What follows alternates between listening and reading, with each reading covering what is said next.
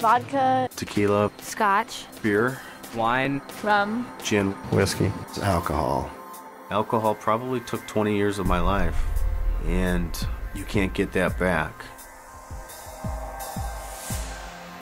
Alcohol is a drug, which most people don't think it is, but it actually is. It's classed as a depressant, meaning it slows down vital functions in the body. Alcohol is made through the fermentation of fruits and grains. The process of fermentation is basically letting fruit sit and rot until it can produce a mind-altering effect when you drink it. There's different types of things you can drink that have different amounts of alcohol in them. Like a beer, if you just drink beer, that has 2 to 6% alcohol. Wine is about 8 to 20% alcohol. And then you got your hard liquors, which are like vodka or whiskey, which are about 40 to 50% alcohol.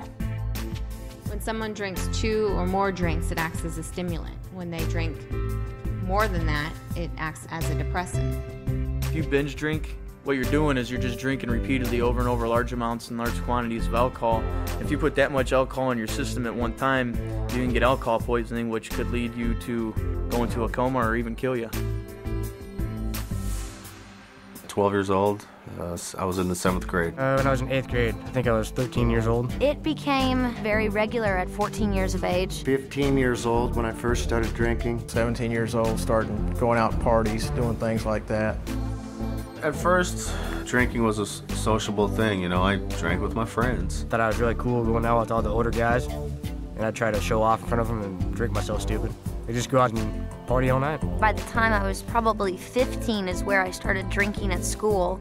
Putting it in a water bottle, I would take vodka or gin, something clear that looked like water, and I would just drink in class and pop mints in my mouth. We'd go in, break into his parents' liquor cabinet, fill up our super big gulps full of ice and Everclear, and then stop by 7-Eleven and fill the rest of it up with Coke, and then make it to first period. I was drinking not just at parties and stuff, but after classes and after work and even at work. I waited tables, so it was very easy access to alcohol. It was just hard to say no. It was so readily available, and it was constantly there. My drug problem wasn't something that happened immediately.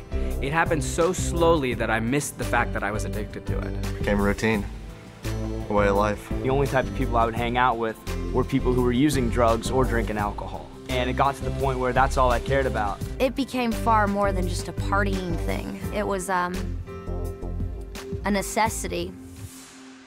Without having alcohol in me, I could not function. I kind of became a loner because all I ever wanted to do was just drink and drink and drink. It felt like it was my only friend. Felt like that it was always there for me somewhere.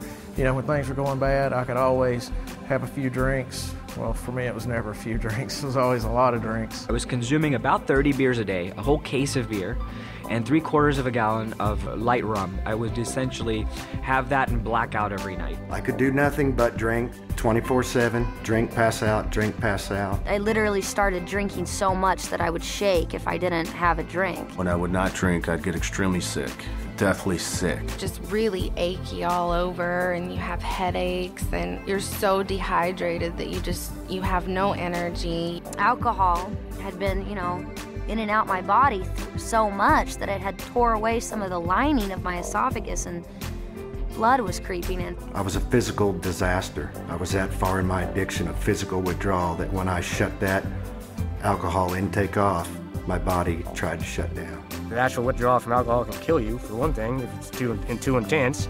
Your body has no vitamins or is dehydrated, and you can have DTs, you can seizure to death. It's terrible.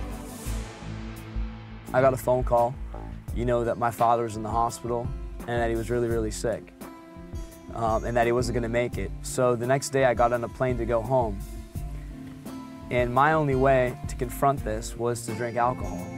So I showed up at the airport pretty drunk, and my family, saw me there, and, they didn't know what to say. The worst thing about it is that my father was kept conscious so that he could see me before he passed away.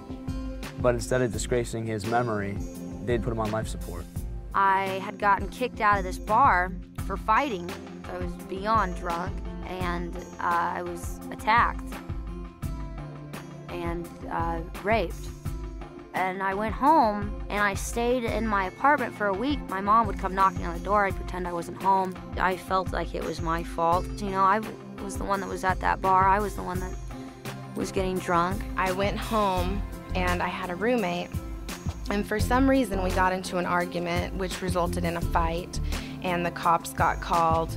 I blacked out for part of it, so I couldn't figure out why I was waking up in jail. I drank some beer there at the bar inside the airport. I just ordered another beer and put my backpack on and started walking through the terminal smoking a cigarette. I didn't care what I was supposed to be doing.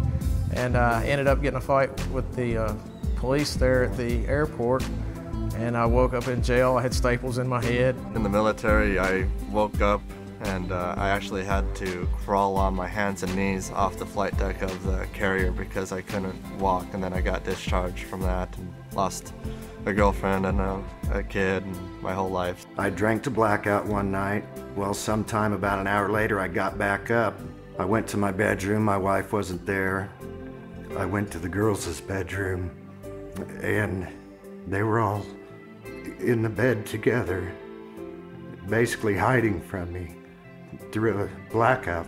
And I decided right then that I couldn't stay there anymore. I was afraid I was going to hurt someone in a blackout. You know, I haven't had a drink in 3 years, yet I'm reminded daily of my alcohol abuse because of the long-term effects. I have horrible short-term memory, and it makes everyday life very difficult for me.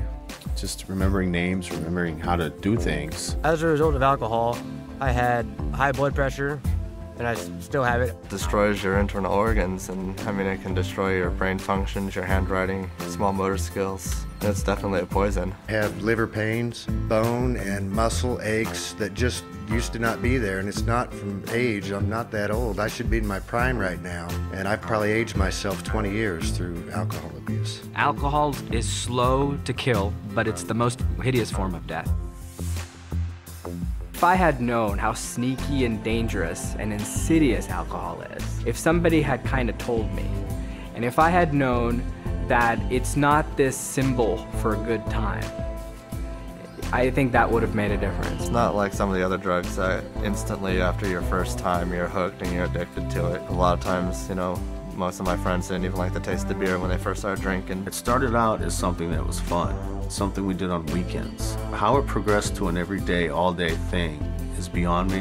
I have no answer to that. I do not understand how that happened, but it did. It's nothing but misery. The last 12, 13 years of my life, I've spent probably over $500,000, and over 4 or 5 years of that has been institutionalized, whether it be in a alcohol treatment rehab facility or, you know, incarcerated. Alcohol is just as bad, if not worse, than heroin or barbiturates or anything else. I don't know, if 60% of people go out to drink and get drunk, chances are that they're going to lead to something else and they're going to end up on a downward spiral. I may not be very old, but I have definitely seen some hellish things from alcohol. To be honest, I didn't think someone could get to the point that I was at my age. I thought that took years and years, but no, downward spiral.